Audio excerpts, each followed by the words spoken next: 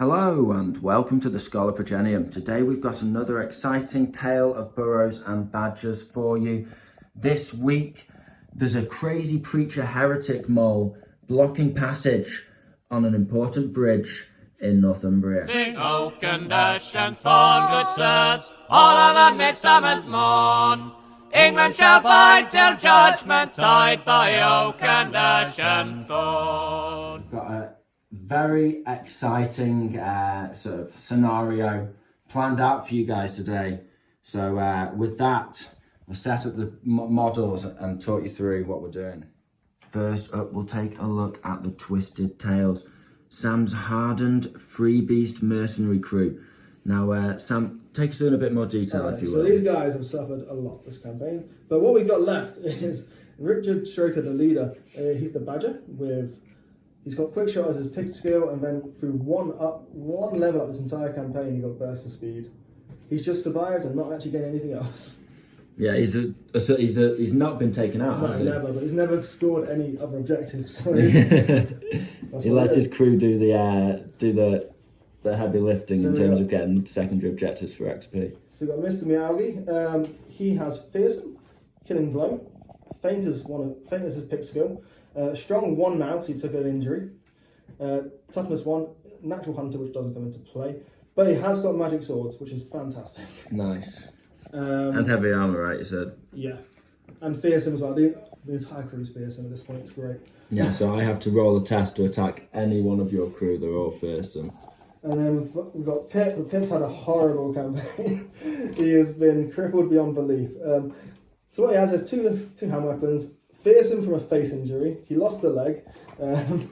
He gained weak 1 from a chest wound, I think. No, that's from delicate 1. And he came enfeebled from weak 1. But I have managed to get him killing blow as a skill.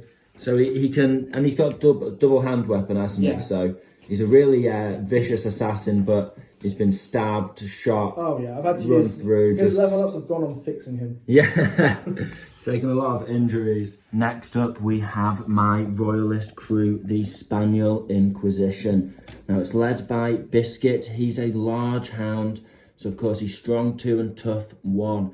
He's got lots of upgrades: weapon skill, parry, focus strike, tunnel fighter. They all, in some way or another, boost his ability to strike and block. So he's a proper duelist. He ignores armor, gets bonuses when he's fighting in terrain, all kinds of stuff. Next up, we have Nelson, the Bulldog. He's a massive hound. So of course, baseline, he's strong 3 and tough 2.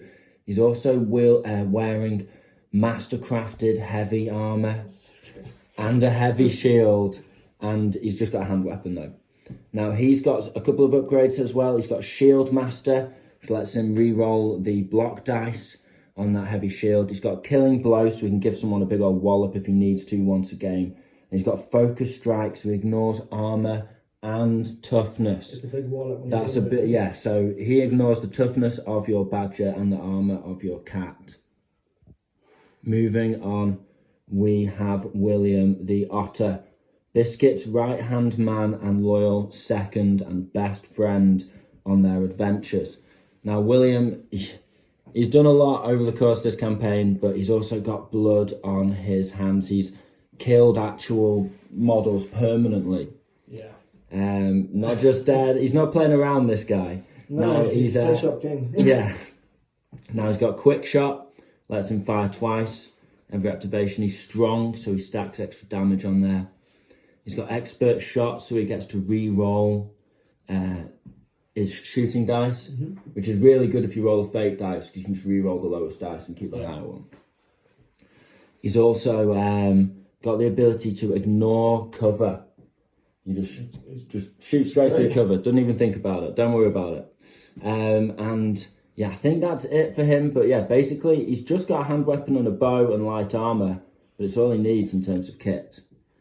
Next up, we have Musket. Now, this guy, one of my favourite crew members. He's leveled up a lot as well. As a bird, he does a lot of the secondary objective hauling for me. So he's got flight, unarmed fighter. They're basically, he comes with those, so to speak. He also comes with strong 1. However, he's also upgraded, so he's got fearsome, he's got weapon skill, so he's got better block and attack. He's got focus strike, so he ignores armor and toughness. Just screams down from the sky, shrieks in with those talons. And on top of that, he's also got killing blow. So once a game, you can just kind of... Oh, and he's also got the burst of speed. Yes, and he also has blood on his hands. Yeah, and he's also got blood in his hands. So he's got just like, and then he's leveled up like so 4 XP after 4 XP after 4 XP. It's been a good campaign for Musket. So yeah, with all that, you can just shriek down from the sky and kill things basically, at least once per battle. Then we have Ash the Squirrel, recent addition, a new member of the crew. He's upgraded just once. He's got quick shot, lets him fire twice. He's got light armor and a bow, no weapons. Then finally we have Grub the Mage. Don't know what I'd do with that old Grub, you know. He's had a couple of levels up himself. He's gifted. He's got the lightning spell. So he's got a little bit of damage output.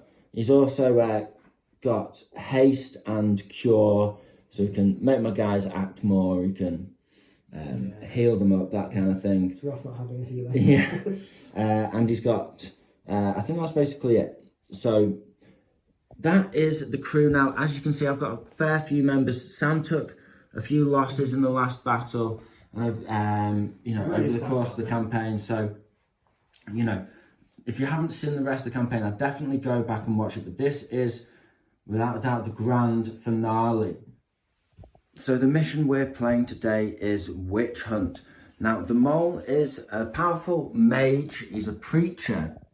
And he's also a heretic, talking crazy on this bridge, harassing passers-by, slowing down trade, overturning wagons and carts, talking about giant monsters with no fur, and just all kinds of crazy speak, trying to just grab anyone who passes by and trying to shake them, get them to listen.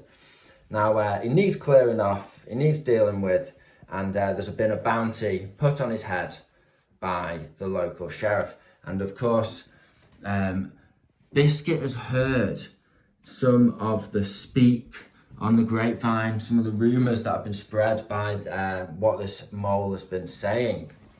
And, he's talked about taverns being burnt down, farms being looted, livestock and food being raided, and just like it all connects. He's like a conspiracy theorist. He's causing upset and sort of public disorder. But Biscuit is putting the pieces together, and he's thinking, wait a minute, I've had some clues in this campaign. I need to capture this guy.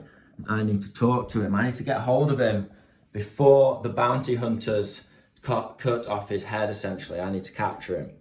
So, with that, we'll show you the crews and how we've set up. On this side here, Sam has placed Pip, the squirrel, running down the riverbank towards the mole. Now, he will not move from this bridge.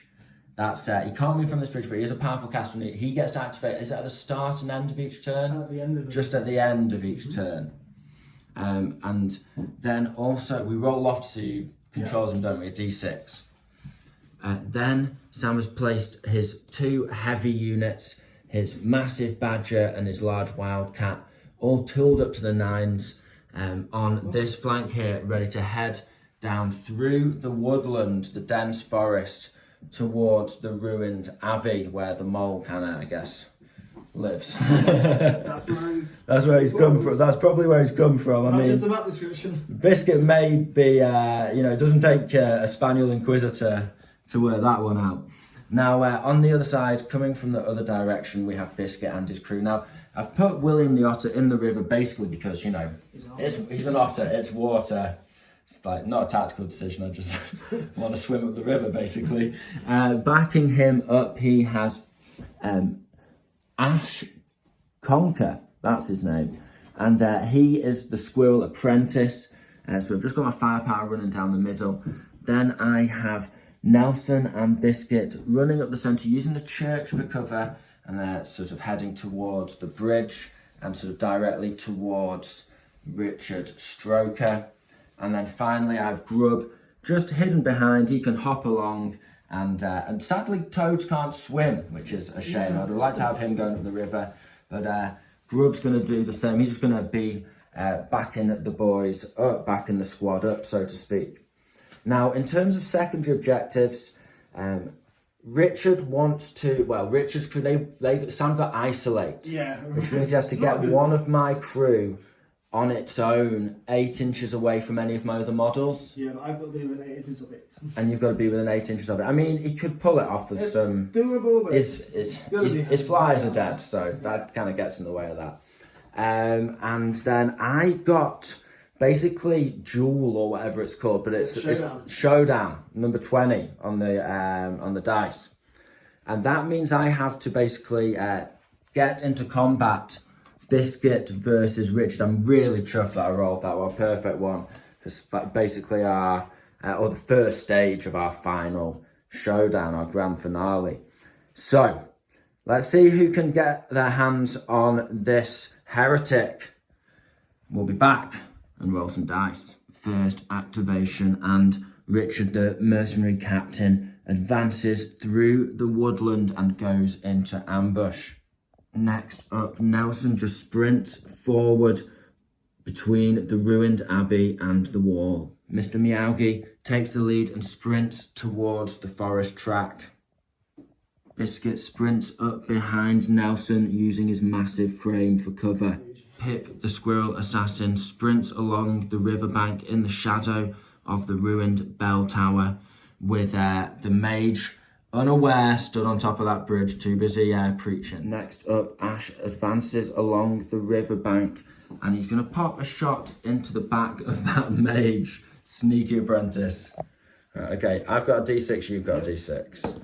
I got a 6. I got a 6 as well. Oh, okay, magic, everything. So I think that's just cancelled out. Yeah. William the Otter moves along the river. He readies his bow. He's going to show the apprentice how it's done in this situation. He's got a D10 this time against the mage. Okay, D10. And I got an 8. That's pretty nice. Versus a 1. That's pretty good on the mage. So it's a difference of 7. I've moved and you've got cover. Yes. But I don't care about cover. I'll start doing some maths for it. I'll do some math. Grub hops along the dry stone wall. He picks a little bit of moss off it. Has a little snack as he's watching the rest of the crew do the heavy lifting. But decides to get involved and cast a haste onto Musket, giving him a little bit of a boost. I'm on a D10 and gifted, so a 10 will do. Invigorated by Grub's spell, Musket's going to use his burst of speed first of all to get an 8-inch hop. Then he's going to do his sprint, his charge, which can do 12 inches as a raptor. And we've already measured this up, don't worry. And that puts him right into base contact with that heretic. We're going to try and snatch him and fly off into the distance, essentially, to interrogate him back at base. See what's going on with this guy. Feeling the winds of fate rustling his feathers, I'm going to roll a couple of fate dice for Musket here. I want to just snatch this guy. It doesn't end the game by any means. Then we go to a straight up fight. But it means that everyone on the board just like instantly gets XP and no one's going to get fireballed, essentially. We can just get down to an honest duel at that point.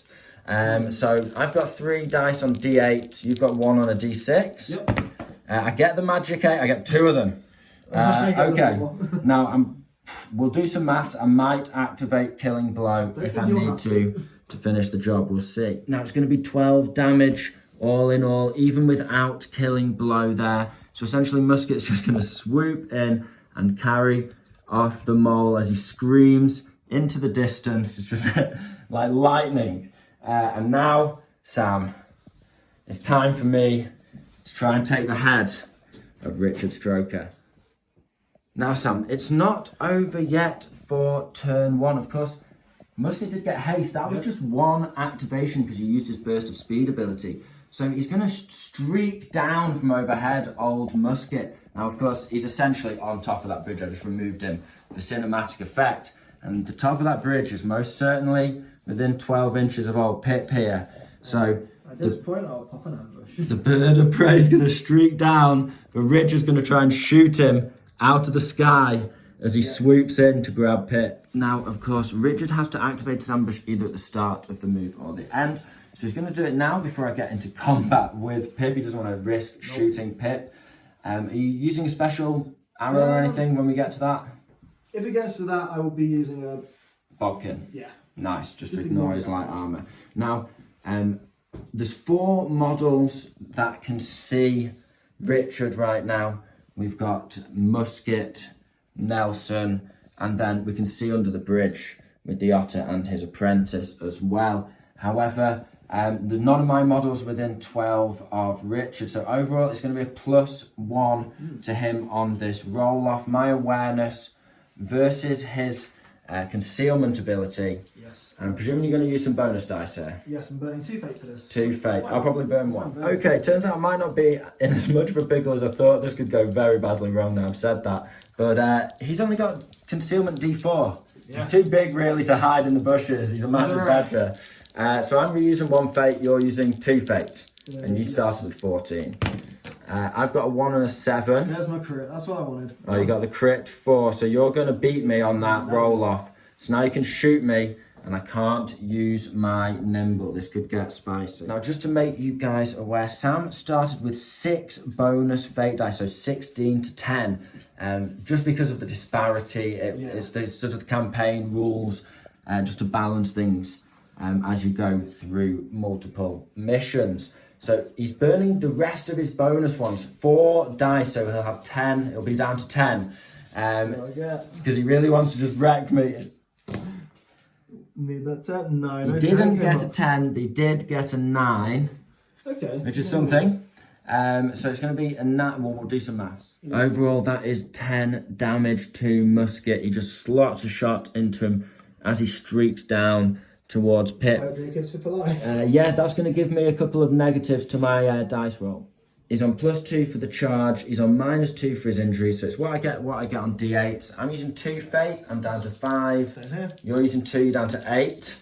And yeah, you're on D6s, right? Yep. I got a 6 there. You got a 5. You got a 5. Okay, so I only beat you by 1. We'll do some math. So although it's only a baseline of 2 damage, Pip is delicate from his old chest wound, making it 3. And I'm going to activate Killing Blow to make it a 10 damage in total there. Oof, big hit. So at the end of turn 1, the Spaniel Inquisition struck fast. They did. They grabbed that guy. He's been taken off to the Inquisition to be interrogated, no doubt. And Musket just doing what he does, just striking forward, hitting hard. He's now well ahead and out of position, but he's safe whilst he's in combat for now. From being shot at. Well, I'm sure your cat could go over there and support quite easily. You can't get over that water very easily, so that's cats don't really like water. Yeah, cats don't really like water, so I should be safe because we're on the other side of the river. And then, as we can see, the rest of the royalists just moving up along the riverbank.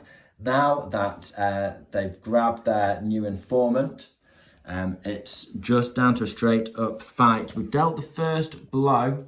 Let's see if we can break these guys, but I want to make sure I get into combat, into a duel. Mano a mano, Richard versus Biscuit. Sam's got first turn, but I can steal it if I beat him on my D6 versus he did his D10. Nope, 5 to 9, I think. First activation, Pip's going to coat his daggers with mortal poison, an essential tool in any assassin squirrel's toolkit, of course. Okay, so I'm going to burn 1 fate dice here on my D6 block. You're going for, what, how many? 4. 4 fate dice. He really wants to kill off this Musket. So I'm what you get is what you get. And I'm on... -1? I'm on -1 overall because of my weapon skill. Okay. I got 5. Got that 6. You got that magic 6. Okay, let's work this out. Now Pip struck down Musket. They didn't even need the mortal poison coating his blades. But nice little kill there for the assassin squirrel. Awesome. Nelson sprints up to the entrance to the churchyard. Mr. Miyagi advances through the forest, just stalking Nelson, his prey, staying in ambush in that woodland there. Grub hops up to behind Biscuit and he's just going to try and cast haste over onto William there. needing a D10 now because he's been upgraded. And I get a 10 again. He's just absolutely cooking. Richard decides just to stay on ambush, keeping overwatch on this bridge. William the Otter moves up to the opposite riverbank, just a couple of inches there to get within range of the squirrel, whilst avoiding Richard's ambush. Now I'm going for a fate dice on the first shot. This is just a flat roll, no bonuses, no negatives because he ignores cover. Same for me. D10s. D8s for me. I got an 8 and I got a 1. So 8 versus 5, we'll do some maths. Now because of expert shot, I'm going to re-roll the 1, keep the 8. Yep. Oh, it's just another 8. We're going for a perfect shot, but that's fine. So that'll be 5 damage because he's delicate 1, I'm strong 1, and there's a 3 difference on the dice. Now because of quick shot and haste, I've got 2 more shots. Yep. So, Fating this one as well? I'm not fating this one. This is going to be just a straight up shot. You're only on 2 health left, right? Do a straight up dodge. Okay. D10, I get 6. Come on, 7. 7. I'm going to re-roll my It 6. might be enough anyway. It's an 8. Oh, okay. Okay, let's work this out. Overall, it's 5 damage in total, and that is Pip shot down once again by William the Otter. You've had it rough, buddy. Biscuit's going for a sprint up behind Nelson.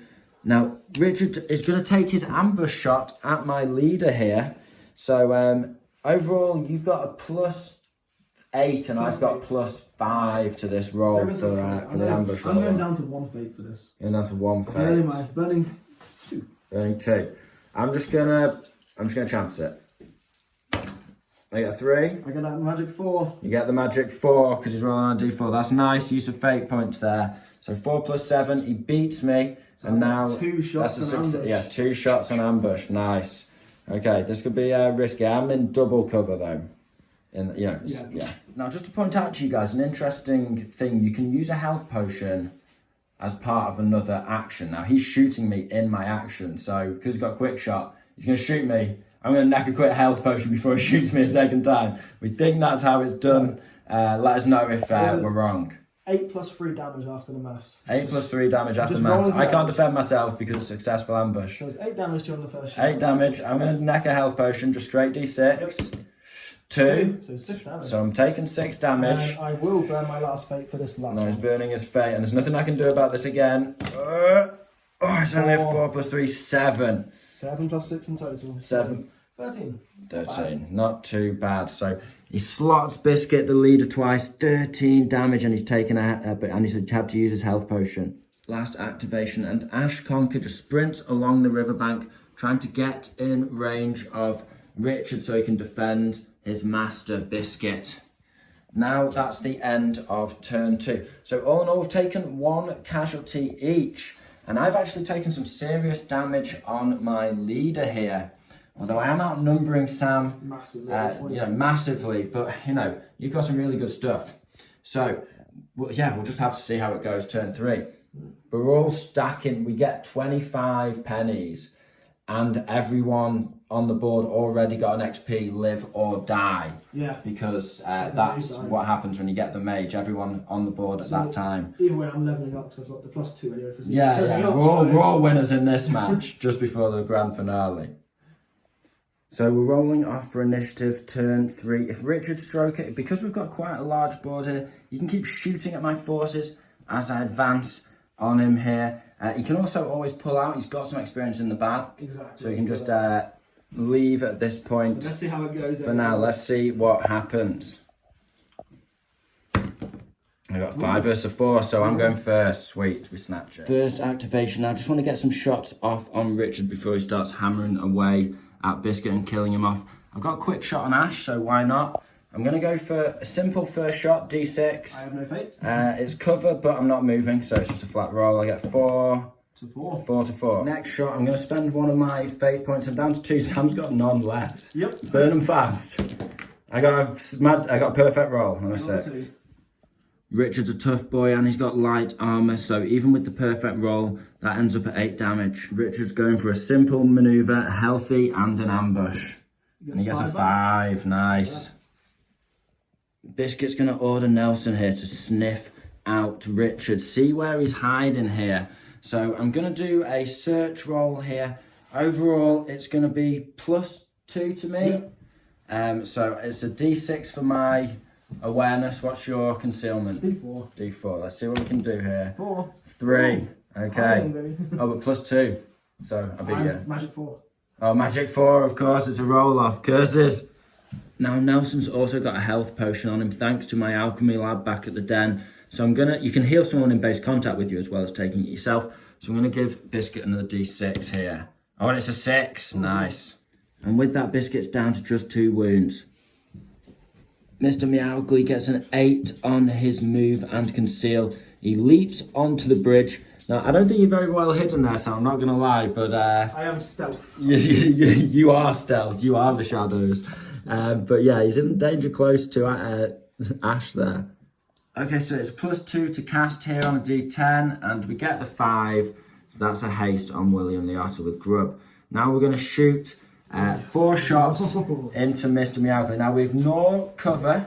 So it's just +2. So it's just +2 for staying still on a D10. Right, I'm going to do a flat D10 first. What's your nimble, Sam? Is D8? D8, yes. D8 for Mr. Meowgly. Right, Okay. I've got no fate, so let's do this. Okay, let's do this.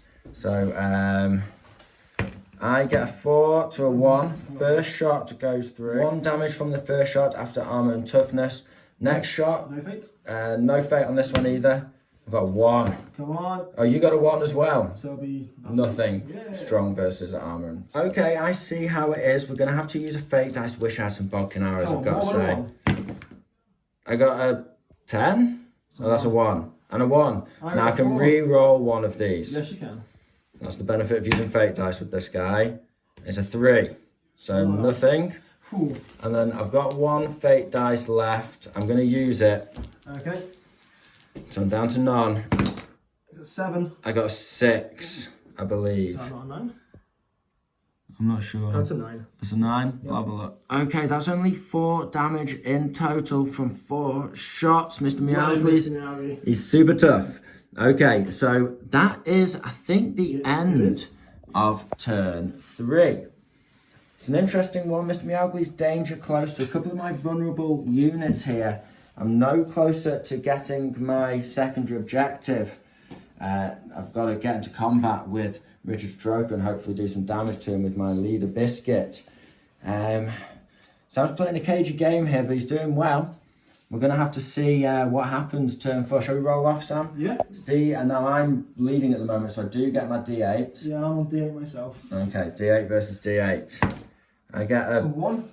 A 2. Okay, so I keep 4 ones in a row. And maybe you need to switch.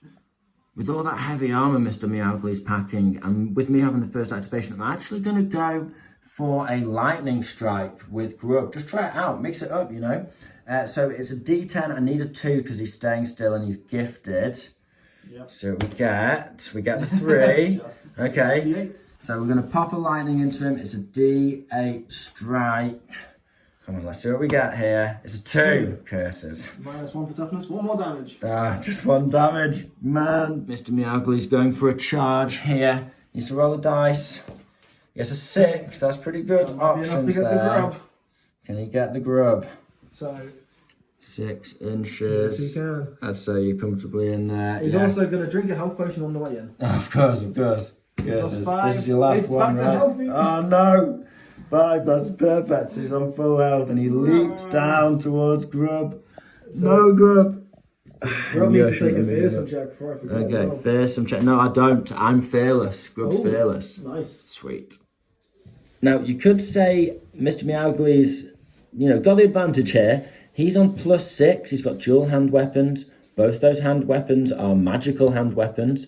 And also he's charged over 2 inches. I'm on -2 because even at this point in the campaign, I still haven't given Grub a hand weapon. I think I gave him at one point and took it off him, I'm not sure. Right, okay, so. Okay, so I'm on a D6. D12 for me. Yikes. Come on, Grub, you can do this. It's a 3 to a 5. I will attempt to reroll it with fate. Okay. Come on. 10. 10. I'll take that. So he's done 15 wounds to Grub so far. Now he's got a D6 on his poison. Do I need to use Killer Blow? Hopefully not. He gets the 2, that's all he needs. Yeah. And Mr. Meowgly strikes down Grub right under the noses of the rest of the Royalists. Next up, I'm going with William the Otter. It's a D10 plus 2 because he ignores cover, but he's standing still. Yep. Got 2 shots here.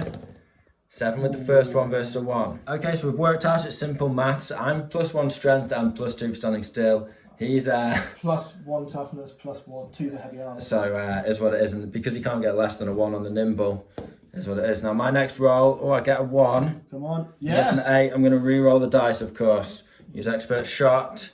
It's a 1 again. I'm alive. He's alive. Captain of the Twisted Tails decides it's no time to sneak around anymore. He's got to strike at Biscuit. 2 shots, quick shot with his bow. So he'll get a +2 wounds if he beats me each time on the maths. I get a 3 versus a 1, so the first shot. Your D8s are just letting you down today. Next one, I get a 2 to a 3. Okay, so you do 3 damage. Yeah. With that, it's down to the Spaniel Inquisition. We've got 3 crew members left to activate. I'm tempted to run away with Ash Chestnut, but he's going to be heroic. His Master William is looking over his shoulder, so he's going to be brave and stand and shoot 2 shots into the cat. D6. I've got a 1. He's got a 2. He's blocked the first shot. Why can't I roll high? That's all right though. You still blocked it. Next one. Oh, 1 again. A 5. Oh, the highest arrows I are rolled just with D8. flying around, bouncing off him. Seeing young apprentice Ash in danger from the big cat, Biscuit's got to intervene. He's within charge range there. He's going to rush in. Now, this is where Biscuit's duelist abilities come into play. He has +2 for going over 2 inches. He's got +1 for his weapon skill.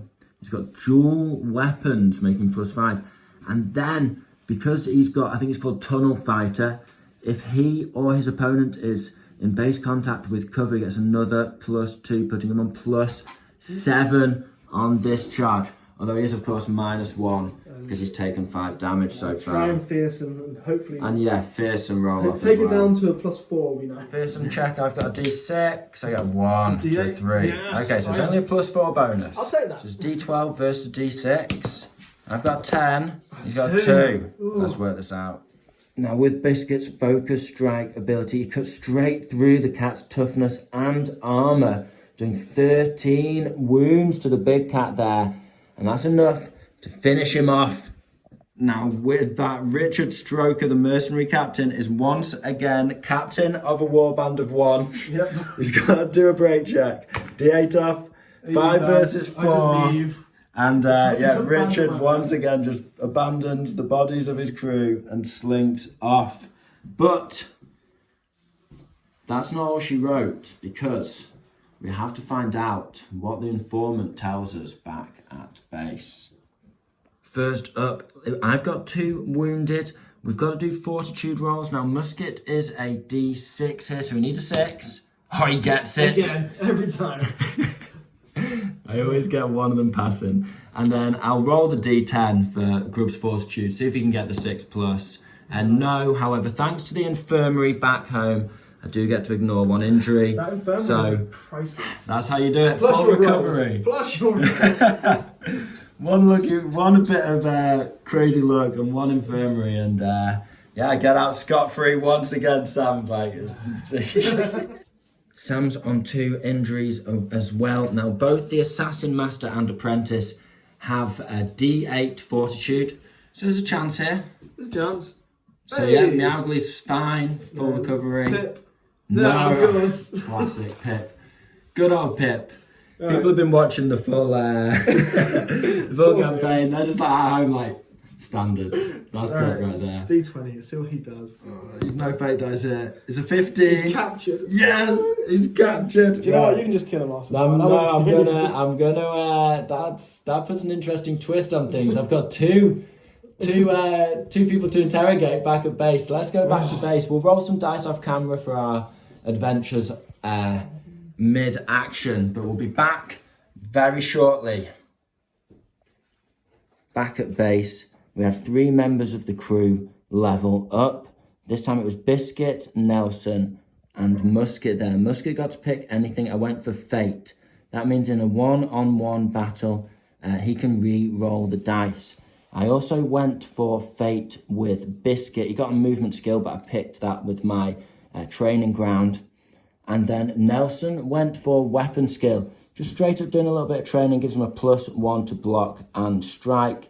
Just a useful little skill to have going into the final battle. Now, after upgrades, we also had quite a few pennies left over. We got a big sack of pennies for capturing the Renegade. And then what we did was we spent those pennies on hiring a hare. And then I put my crew to work in the smithy. I didn't go on any adventures, but I built some heavy armor and a great sword. Now this hare certainly seems rough around the edges, battered and bruised with one eye missing. However, Biscuit sees the necessity to bulk up his forces because of the information he got after interrogating the mole. You see, he may not be as crazy as he first appeared, or at least he's certainly crazy, but maybe he wasn't lying. You see, he claimed, under duress of course, however, that's just the Inquisition way, that he had been messing around with portal spells, trying to create portals to other dimensions. And in fact, he is the reason for the wrecked taverns that we've been investigating. He is the reason for the chaos in the countryside at the moment. Because what he did was he actually summoned in some horrific beast, he claims. A beast with no fur. A giant beast like he's never seen before. Or he's unable to describe it. But he knows that it walks along that country road. It sort of got out of hand, it ran off into the mountains, but it returns to the countryside along this country road where it was first summoned by the ruins of the old abbey by the river. And so Biscuit decides it's going to be his job to close the book on this investigation and see what this mysterious beast is for himself. Now, with that in mind, I did actually capture Pip Chestnut. Now, I've got a lot of respect for Pip Chestnut. We've duelled many a time. And you know what, Sam?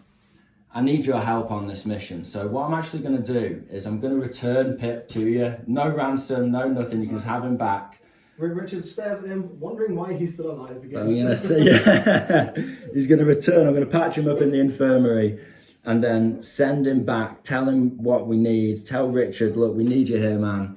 We need to meet up by the old abbey where we just fought. And I've got a mission for you. This time I'm hiring Twisted Tails.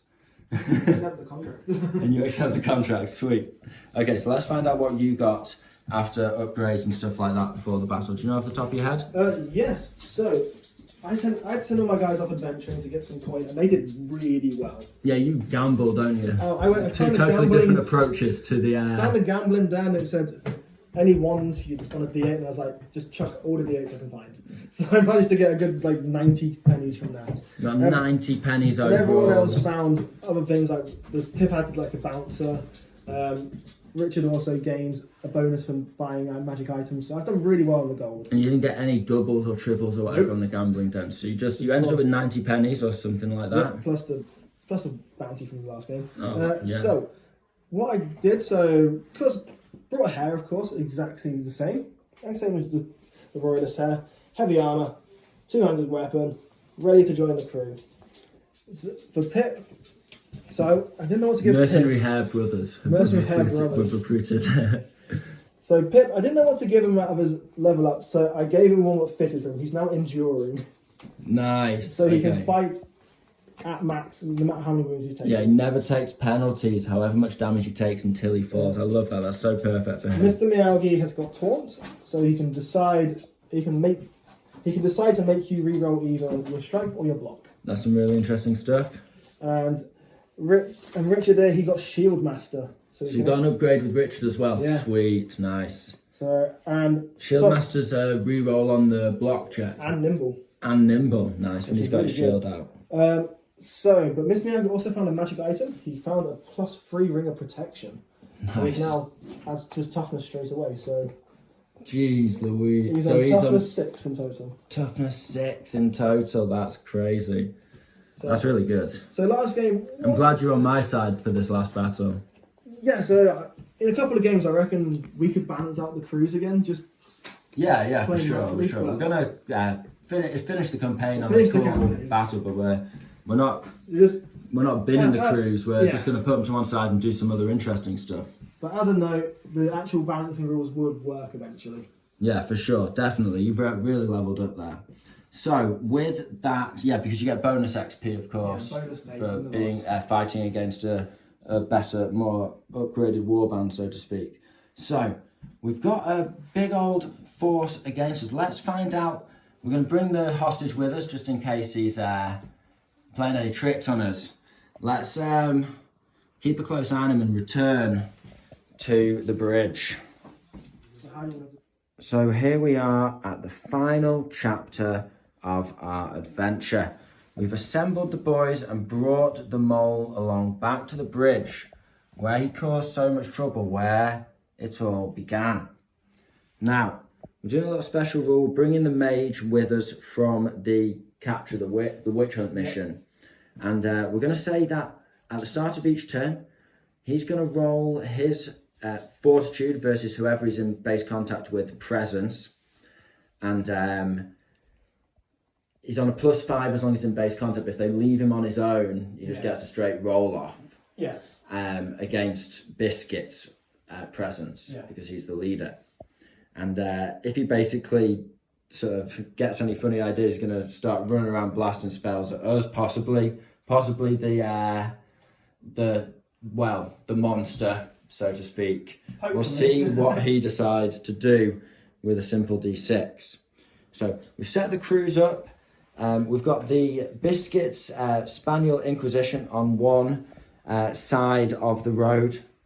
We've got the Twisted Tails on the other side, with the mercenary brothers standing between them. They don't quite trust each other yet, but let's see if they form a bond between the crews as things get hairy. So what we're going to do is we're going to drag the mole to the bridge, and we're going to roll a dice at the end of each turn, and starting on a 4 up, then a 3 up, then a 2 up, the monster will appear potentially. We'll see. Okay, so let's see what happens. Let's see if this mole's just talking a load of old hokum, or if there's some truth to his crazy story. Start of the turn. We've got to see if Biscuit can keep this heretic under control. He's obviously just not shutting up, garbling away about monsters with no fur. I've got an 8 +5, 6. a 6. So we control the mole for this turn. We've sped through turn 1, just a ton of sprinting, basically. It's just Musket left to go. He's surveying the battlefield from his bell tower here. Measured where he's sprinting to with his fly.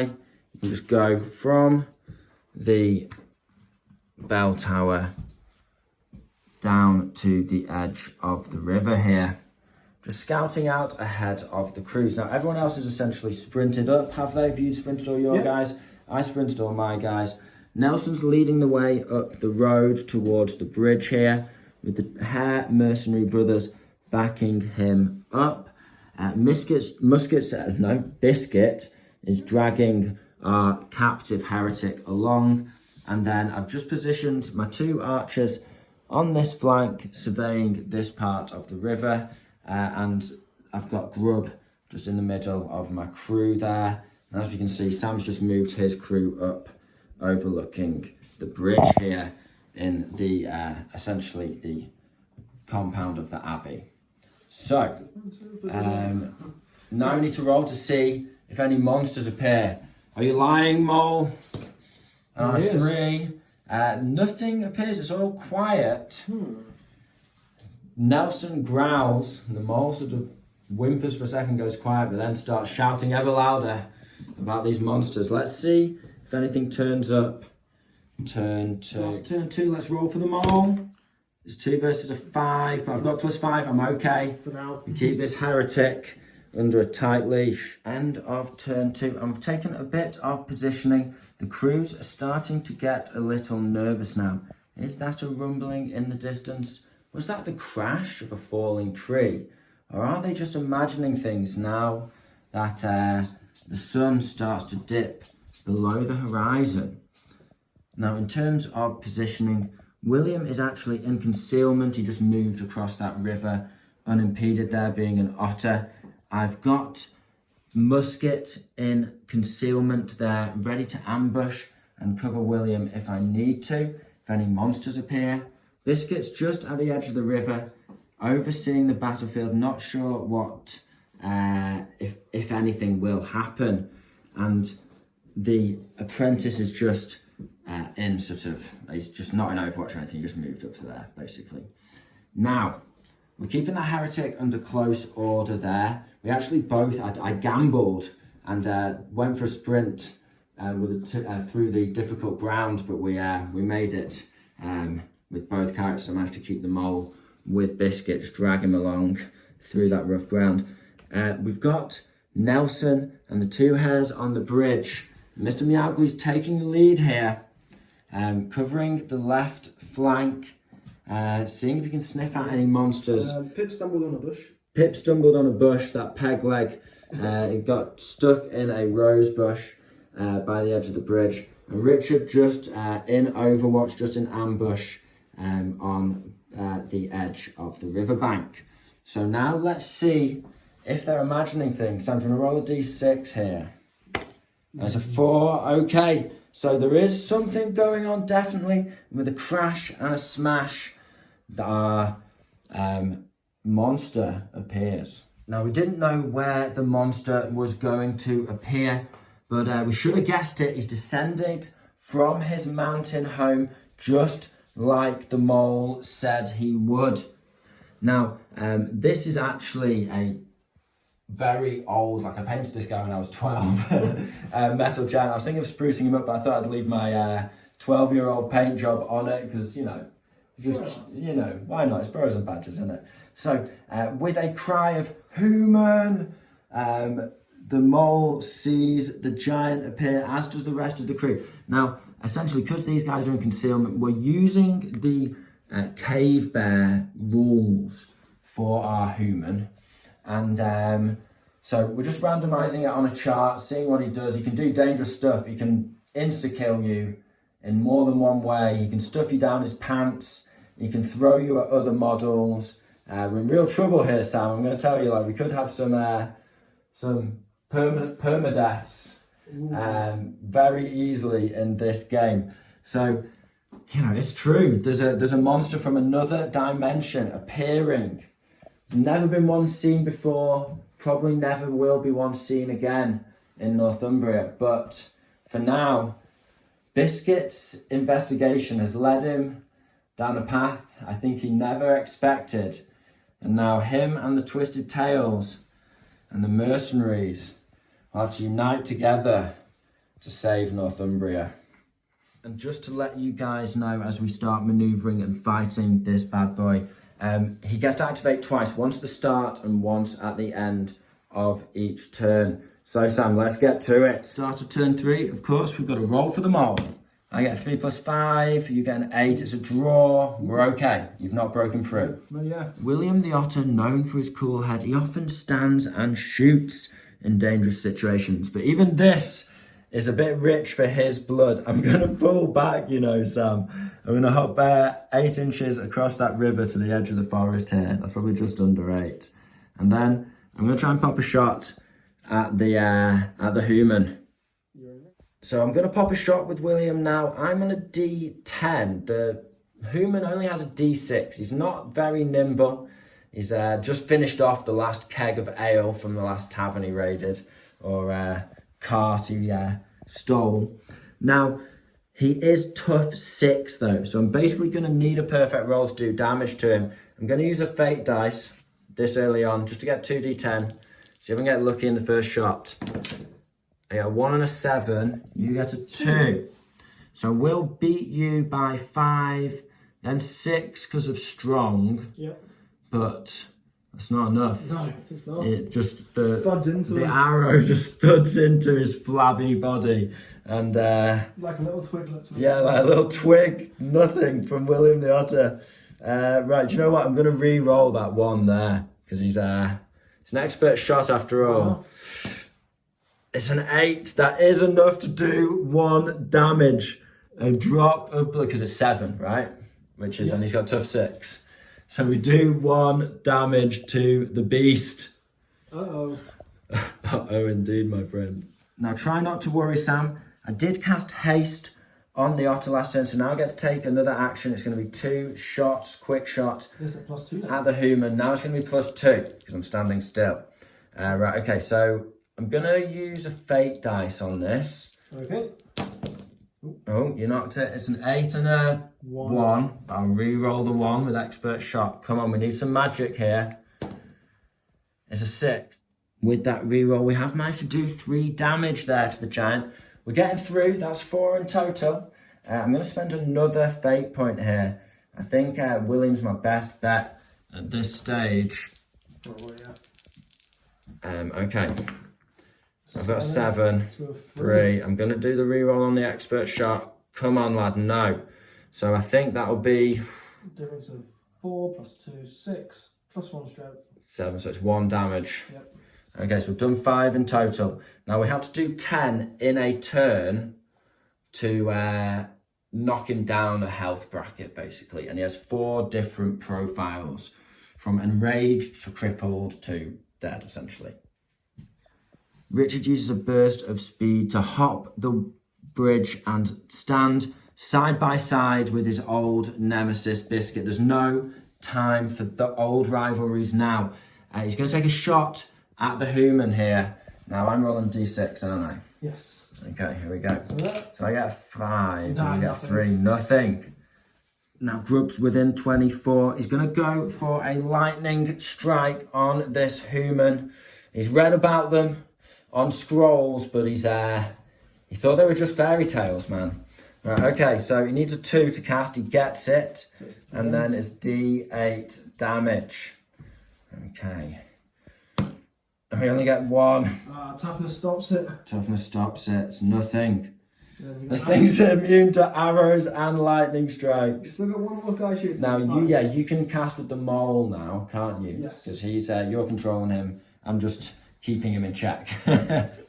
So, Mole is working for us right now.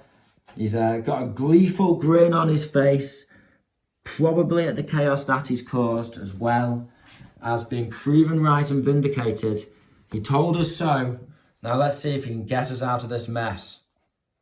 The heretic's going for Life Eater. It's a dark magic spell fitting to his nature, I guess. Yeah, so it's a D12 on the human's fortitude. D10 on the moles. D10 on the moles, but you get a bonus to cast. I've rolled a 4, you get an 8. Ooh. You do get Life Eater off, so The difference of 4 4 +2, 6. 4 plus 2 is 6 That's damage, and it ignores toughness, doesn't Yes. it? So that's 6 damage done to the human. That is going to take him down a bracket. Now, Sam, just to let you know, the next bracket for the human is known as Enraged.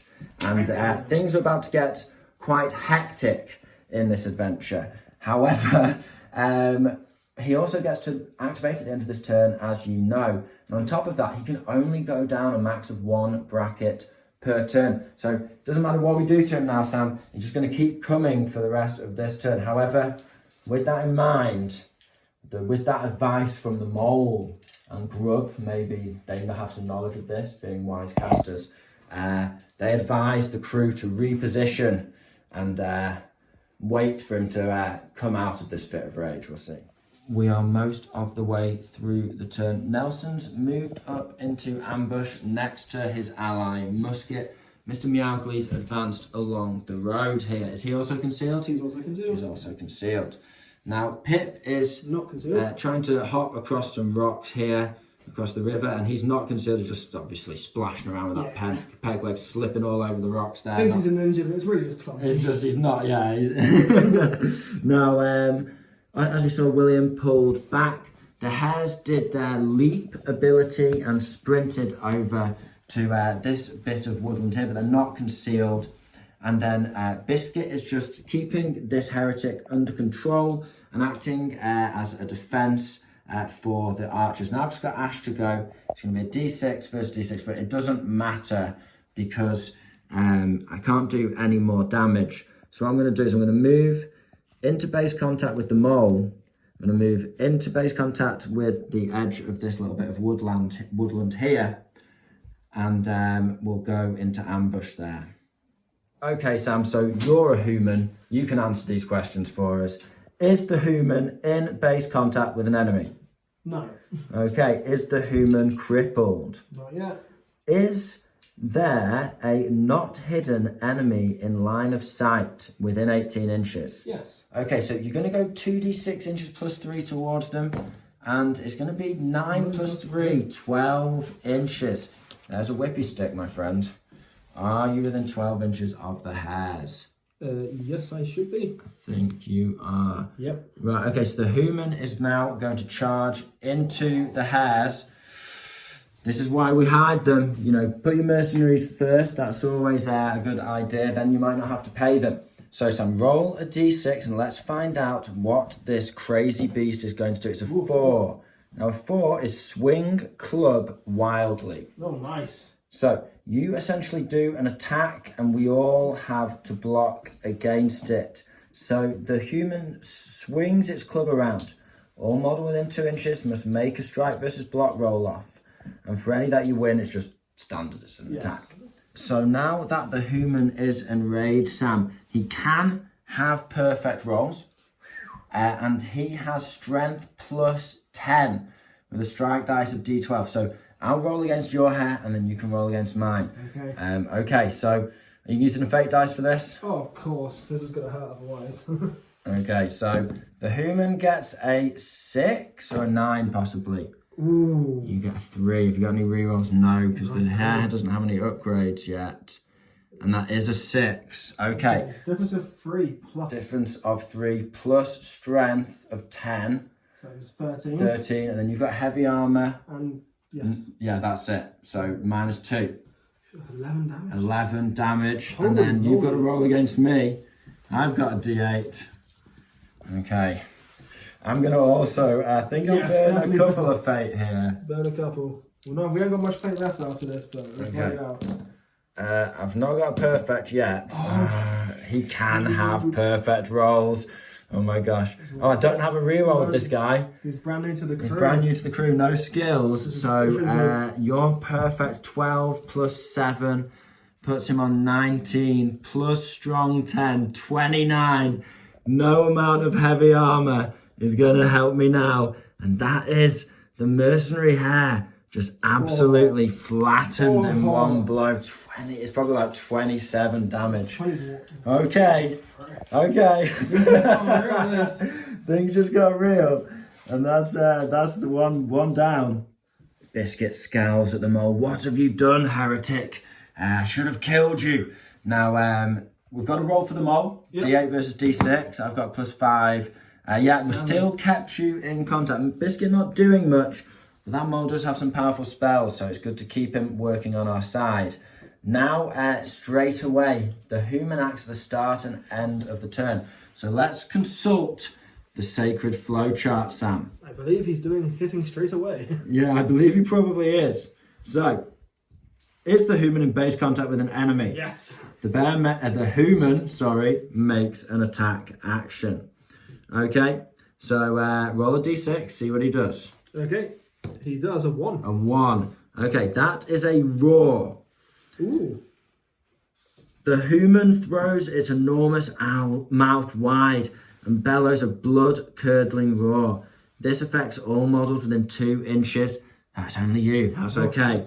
And you're unable to perform any actions this turn. So he just totally stuns you. You just stand there next to the body, next to the body of your brother, man. Like you just absolutely flattened your brother with a club.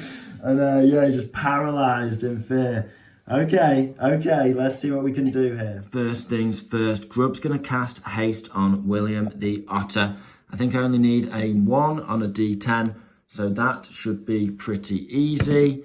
And yes, William the Otter's gonna be acting twice this turn. Richard Stroker, grizzled veteran mercenary captain at this point in the campaign.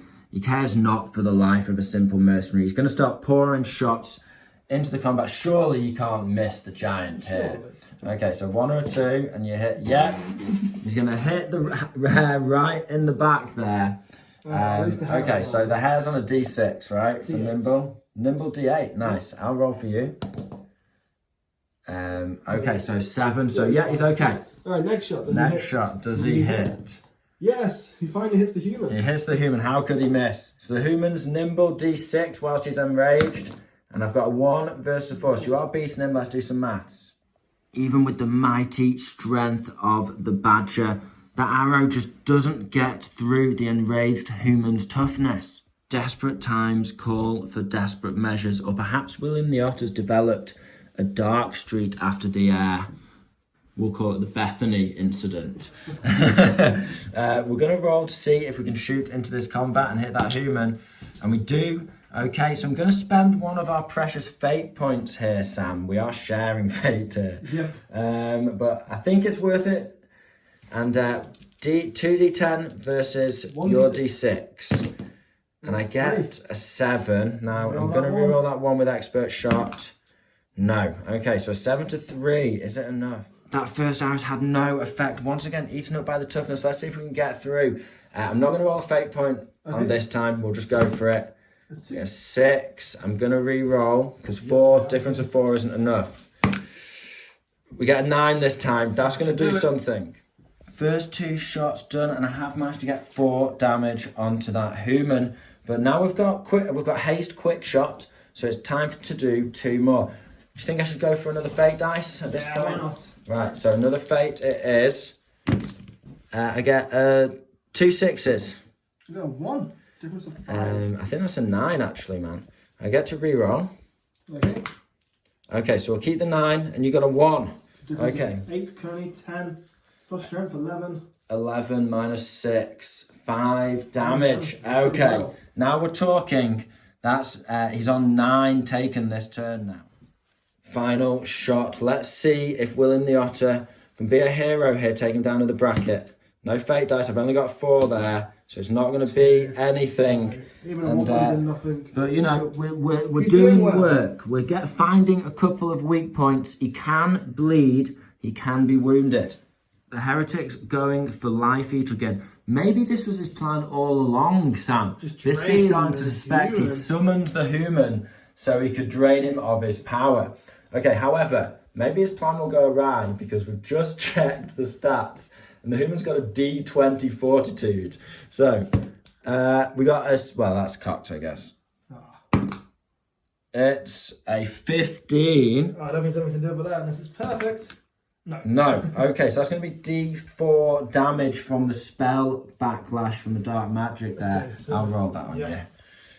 The And it's mage going to be takes 4. The Ooh. mage takes 4 damage. Okay. Frowning at the mage, Biscuit curses, that's what you get for messing with dark magic, mole. He then looks over at the apprentice of the crew, Ash Conker. You can do this, lad, he says. Show that human what we're made of over here in Northumbria. First shot, D6 to see if I hit the hair. Nope. No. And then it's going to be a D6 from Ash versus the D6 Nimble. You got a 6, I got a 4. You do get, because you're enraged. Second shot, because he's got quick shot, the apprentice. I get the 6, magic 6. Come on, lad. It's a 5. But that's going to give me plus 7, so it's going to be a difference of 8. So 2 damage. 2 damage, and that's just what we needed. That little thwack, he's got an arrow in the human's eye there, and he's going to go down another bracket. We've sped through the rest of the crew activations. Nelson and Mr. Meowgly standing side by side. Whoever would have thought it? With Pip Chestnut watching Musket's back as he stands ready to ambush this giant if he runs off. Slow him down, because he'll act twice in a row, of course. Biscuit is just keeping this mage in check. The last thing we need is fireballs going off in the back of our crew. And we've got a decent shooting base here with, again, Richard Stroker and Inspector Biscuit fighting shoulder to shoulder. They'll never believe it in the taverns across the land. That's all I can say. But yeah, this tale's going to be sung by the bards far and wide, I'm sure. let's find out what this giant does now. So roll a dice, D6. You're in base contact. So what's his attack going to be What's this his time? attack going to be? It's a 1. It's a It's roar. another roar. Okay, now, is Musket... No, Musket's just over 2 inches. I specifically wanted the charge bonus. Okay. So, you're not going to do anything. That doesn't have any effect, essentially. So his next start. And now it is the end of next turn. So first off, we've got to roll them for the mole. Okay, so it's going to be D8 because Biscuit's just keeping him in check. Plus 5, 3 to 7. Oh, we just keep it in check. You're rolling well, but that bonus is just keeping this heretic in line. Okay, so now it's time for the giant again, Sam. Roll a D6. Now, we can always attack someone else if we want, because he's got slippery. Yes. So you can charge someone else if you want to knock this wounded hare aside. We'll see what happens. Well, he's at base contact, so he has to do a swing. It's a 6. Well, we've not had that yet on the chart, but I can't I have a imagine feeling. Yeah, that's exactly what I was thinking. Okay, 6 is overhead wallop. That doesn't bode well. So overhead wallop, Sam, is plus 7 to your roll and it ignores armor. So the hare's got a D6, hasn't it? I've got a 4 there. You've got an 8 plus 7. I mean, that's whatever happens. He's already taken 11 damage. He's gone. And that is the second brother destroyed. Okay. However, that is the start of this turn. Now we can act. We can try and take him down another bracket before he goes again. William the Otter's got an arrow knocked ready in his longbow. He's going to pop a shot using a fate dice here. Now, the giant's only tough 5 now. Yeah. He's starting to bleed a little bit. He's looking like a pincushion. I've got a 5 so far. It's a 3 because he's only nimble D4. That shot to the eye from the apprentice taking its toll. I get to reroll one of my dice. It's a 7. We haven't got a perfect shot yet. So it's a difference of 4. Difference of 4, so it's nothing. Yeah. Yeah, so that's nothing. First shot bounces off. Shall I use another fate? Or shall we hold off for desperate measures? Hold off for desperate. Okay, so just one dice here, but I can re-roll it. It's a 7. To critical 4. Critical 4. You can't benefit because you're crippled now. It's a 9. Yeah, okay, 9 to a 4. So we're beating him by 5 plus 1, 6. It's a damage. Yes, 1 damage. Yes.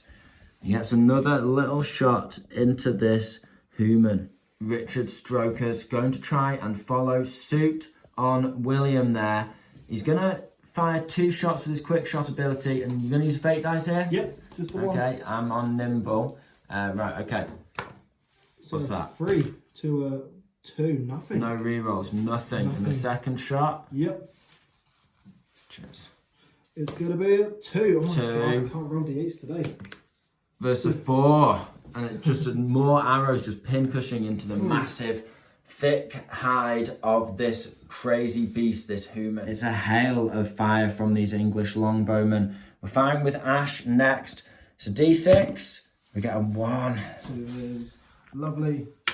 2. 2, that's all you need because he's tough 5. I need magic from Ash. It's a 4 versus a 2, and his tough is just going to eat that up. Oh. This time the arrow's doing nothing. Club's going to go for a haste spell on Nelson as he readies up to charge the beast.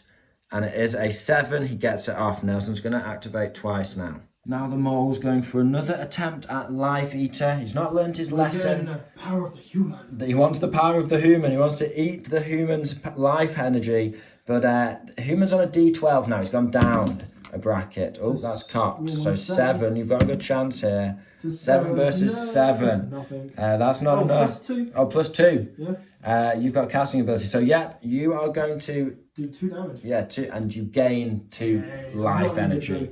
But because on full health, that's extra power for him, Sam. That's the plan all along. It's time for Sir Nelson to seek knightly glory. He's going for a charge now. You're only a block D6, was it? Or D4 on the human, now that he's heavily wounded. So there's a chance. It's a D12 for Nelson now. And he gets a 4. So the giants. 1. Okay. I'm going to activate Killing Blow there. So that's a difference of 3 plus 7 makes 10. Toughness of 5, it's 5 damage. Plus his strength. Plus his strength of 3. 8 damage. Okay, so Respectable. respectable. We're going to strike again. I don't think I'll use a fate point for now. We can always charge in with someone else. Yep. I'm not going to use one yet. So it's a 3 this time. Uh-oh. To not ideal. A 4. Oh, I realised I've got weapon skill, so I do get +1. Okay. So it's going to be 4 versus 4. It's still not enough. It's not enough, and I've no killing blow this time. So Nelson's running. He's done a big swing. He has managed to maybe break the human's toe, but he's going to need help, man. Sometimes things are just fated. It's been a long journey, and at the end of the road, Pip Chestnut finds himself stood here, ready to save the day. He's going to charge in and see if he can do a damage against the human. Pip's on a D6 and he's using one of our fate dice here. D4 on defense. I've got the 4, so he doesn't get the benefit of magic for being injured though. And it's a 2, it's nothing. It might be enough to get through and use a mortal poison though. Oh, you've got mortal poison. I think you're going to need a 6 for this. Yep. He gets a 1. So he's immune to poison too, it seems. No. Okay, right. It's come down to Musket, or will all of our efforts be in vain this turn? If we don't do 10 damage, he goes back up to the top of this bracket's health again each turn. He's got to do it. He's got to do it. Okay, so I'm charged him with Musket now. He's got a D8 on his strike dice. Yes. To his D4 defense. I've got an 8 there. It's to a 1. That's all we're going to need. Yeah. I'm not even going to activate Killing Blow there. No point. No point, but he's through. Yeah, he's through. Now, we're not going to get Mr. Mowgli into base contact there, are we? Because it's just putting him at risk for no reason. But now it's the giant's time to strike. He will hop to there. Yeah, just stay over 2 inches away. Exactly. And a direct charge in. Now, it's time to roll to see what the giant's going to do at the end of the turn. Well, he's definitely in base contact with people. Yeah, that's for sure. So what does his We have stopped him at the river so far. It's a 3. A 3 is grab and. Now, this is dangerous, Sam. Okay. One of us could die now. So, roll another dice. Okay. A 2. It's grab and use as a missile. The victim is hurled, so we're going to randomise between the 3 people in base contact. 1 to 2. 3 to 4, 5 to 6. It's Nelson. Okay. Now, despite Nelson's massive size, the human's going to pick him up and throw him. Now, he's going to make a shoot attack at the nearest model. And he's just going to basically pick him up and slam him down. I guess into Mr. Mowgli because he's not in base contact with him. And you're gonna suffer wounds equal to the result, plus the bear's strong value, and minus your toughness as usual. And then Nelson, the thrown hound, he's going to take D12 wounds just straight up. Ooh. And then you'll place him in contact with you. So he's just going to pick him up, throw him high up into the air, and smash down right onto Mr. Mowgli. Okay, so you need to do a ranged attack. Okay. And Nelson finds himself hurled into the air. He's going to come crashing down on Mr. Mowgli. It's your nimbleness versus the giant's strength plus a D6. So he gets a 7 in total. To 6. You're 6. So he is going to hit Mr. Mowgli. Now, you'll only take 1 damage, and your toughness will absorb that. Okay. However, Nelson's going to take D12. Uh-oh. And it's 8 damage straight up to Nelson, and he comes crashing down on top of Mr. Mowgli. So at this stage in the battle, we've had to desperately pile in our fighting units to try and basically dogpile the human. We're getting there. And we are getting there, but he is tough. Yeah, you're absolutely right, man. Now he's bleeding from various wounds. He's been shot in the eye by the apprentice. He's had his toe broken by Nelson, and he's had his head pecked by Musket, taking him finally down to crippled, maybe getting the Achilles tendon there from behind. Now we've still got some support fighters, and I think I can sense this human all sort of weakening now. So let's see if we can finish him off before he kills anybody else. First things first, we've got to roll for the mole. Biscuit gets a 7. He gets 10, but perfect. Yeah. 10 with 7, 17. The mole escapes. The mole escapes. The mole is free. Uh-oh. Things just took a twist. Probably for the worst there. Now it's the human's time to act. Roll a dice, Sam. Let's see what we get. It's a 6. That's wallop. So he's going to hit either Musket or Pip. 1 to 3 is Pip. 4 to 6 is Musket. The one who's pecking him. Okay, I mean, he's going to turn around and give him a big whack. So it's versus my nimbleness, which fortunately is D8 here. I've got a new giant stat, haven't I? Yeah, we'll have to check the stat. The human's down to a D8 now, Sam. Okay. But I've got 3. You've got an 8. I don't get a critical. You don't get perfect rolls because he's crippled. You do add +7 anyway.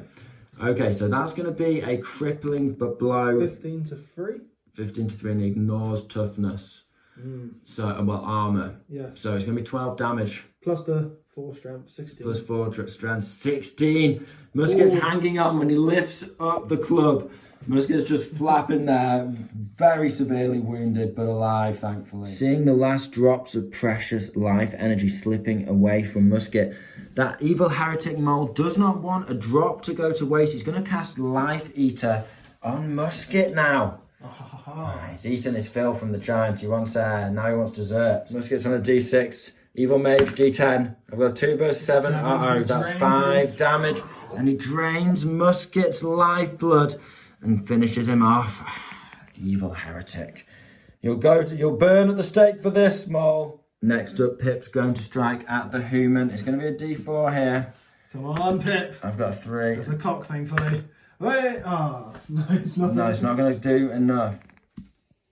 Pip Chestnut, the assassin, activates his killing blow ability on the giant, and he gets through a massive 3 damage scratch. That's what we need. William the Otter readies his bow, about to shoot into the melee, but Biscuit calls out, "Don't shoot. We need to maintain the new alliance." So with that, Grub takes the lead here, and he's going to cast Haste, as we are one crew today, Sam. Yes. I'm going to give Mr. Meowgly. Now, don't stab me in the back with this, brother. It's time to bring this human down for all of Northumbria. It's an auto cast for Grub. He only needs a 1, but we're going to roll it to appease the dice gods. And yes, Mr. Meowgly is ready to strike. Meowgly's going to be +6 on the charge with his first strike. So a D12 to a D4. Can he save Northumbria with this blow? It's a 1 from the human. Oh, that's cocked dice. It's a 9. It's a 9. That's a difference of 8 there. Plus so 6. +6. To make it 14. 14. Plus the... Yeah, that's enough. So he's crippled. If he takes 10 wounds and he's crippled, he is defeated. And with that, the human's head will be cut off by Mr. Meowgly, and that will be displayed on a spike outside the walls of the capital of Northumbria. Biscuit turns to the captive. It's time to strike this heretic down before he can bring any more evil to the land. So I'm going to attack you. We're already in base contact, so I'll only get +2. But you are in cover, so it's going to be +5 in total to my dice roll. Now we're going to use the last fate dice here.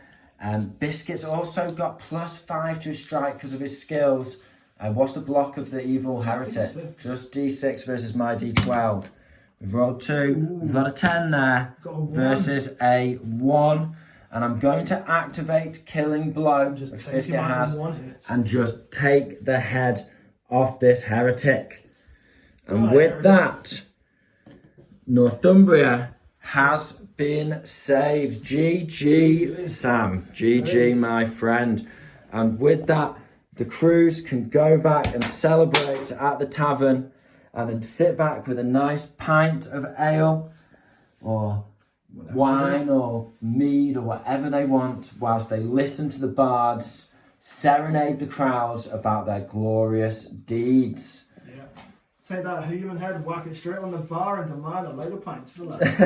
I love that. So with that, that brings the campaign to a close. I think it's been an absolutely epic first season for Burrows and Badgers. We're definitely going to be doing more soon. We've already got new crews painted up. Oh yeah. So this is just the beginning, and we'll catch up with Biscuit and Richard and friends shortly for season 2. So make sure if you've enjoyed the videos, if you've enjoyed the campaign, like and subscribe. It really helps the channel out. And if you really enjoy what we do, consider joining the channel as a member. It costs less than the price of half a pint of beer a month. That's a quarter of a pint for me and Sam. Yeah. And it just lets us get hold of more models. It keeps us ticking over with paints and scenery and that kind of thing. We build it all ourselves. So that kind of little contribution just helps us do what we do. That goes a long way. Yeah, it goes a long way. So, with all that being said, hope you found this video interesting and entertaining. This has been the Scholar Progenium. Thank you very much for your time. Goodbye.